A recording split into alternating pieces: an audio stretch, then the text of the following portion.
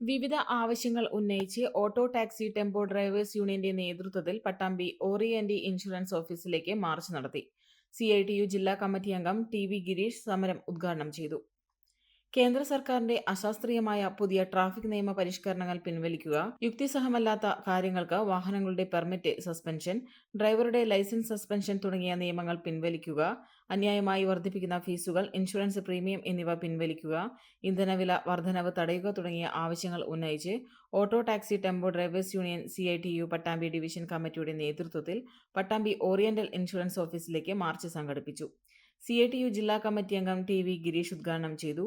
Union സംസ്ഥാന committee അംഗം PP Ramachandran അധ്യക്ഷനായി. Union division secretary MR Jaishankar, ജില്ലാ കമ്മിറ്റി അംഗങ്ങളായ T Unnikrishnan, VV Sreedharan, KN Krishnakumar, K Satheesan എന്നിവർ സംസാരിച്ചു.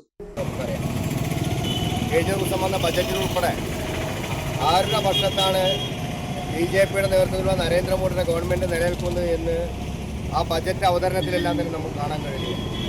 ഇവിടുത്തെ വൻകിട ഓപ്പറേറ്റീവുകളെ സഹായിക്കാൻ വേണ്ടിയുള്ള നിലപാടുകൾ സ്വീകരിച്ചുകൊണ്ട് അത്തരത്തിലുള്ള ആളുകൾക്ക് വാരിക്കോരി ഇളവുകൾ നൽകപ്പെടുന്ന സമീപനം സ്വീകരിച്ചുകൊണ്ട് പോകുന്ന അനുഭവമാണ് നമ്മൾ കാണുന്നത്.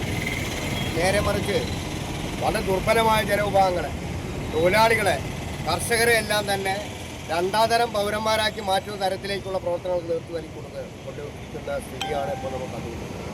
നിങ്ങൾ നോക്കൂ, നമ്മുടെ രാജ്യത്ത് ഏറ്റവും കൂടുതൽ ആളുകൾ ആശ്രയിക്കപ്പെടുന്നത് അല്ലെങ്കിൽ ഏറ്റവും കൂടുതൽ ആളുകൾ തൊഴിലെടുക്കുന്ന മേഖല എന്ന് പറയുന്നത് കാർഷിക മേഖലയാണ്.